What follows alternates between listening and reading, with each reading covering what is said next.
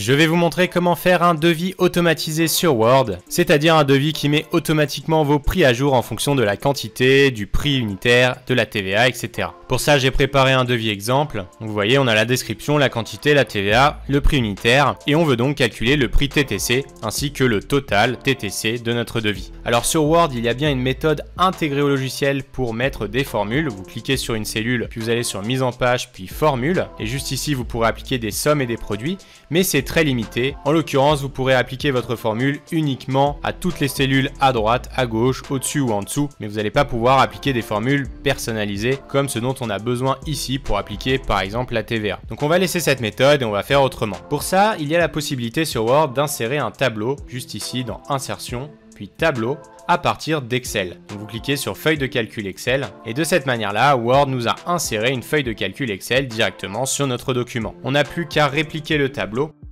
Lorsque c'est fait, on peut le mettre un petit peu en forme. Par exemple, on va ajouter des bordures. On va mettre une bordure un peu plus épaisse pour la première ligne. Et maintenant, on va pouvoir mettre nos formules. Donc on clique dans la cellule, on met un égal. On fait quantité fois prix unitaire. Pour appliquer la TVA, on ouvre les parenthèses, on fait 1 plus le taux de TVA et on fait entrer. Maintenant, on double-clique juste ici sur l'encre pour appliquer la formule à toutes les lignes. On fait la formule du total TTC, donc c'est la somme de nos deux lignes TTC, et on peut appliquer par exemple un format de nombre pour ajouter la devise. Et voilà, maintenant on n'a plus qu'à redimensionner notre tableau pour prendre uniquement les cellules qui nous intéressent. Et lorsqu'on a terminé, on revient sur notre document Word en cliquant n'importe où sur la page. Donc vous voyez qu'on n'est pas exactement similaire en termes de mise en page, donc ça on peut l'ajuster. Tout simplement on va venir mettre les mêmes largeurs de colonnes, on peut agrandir un tout petit peu la police, et voilà.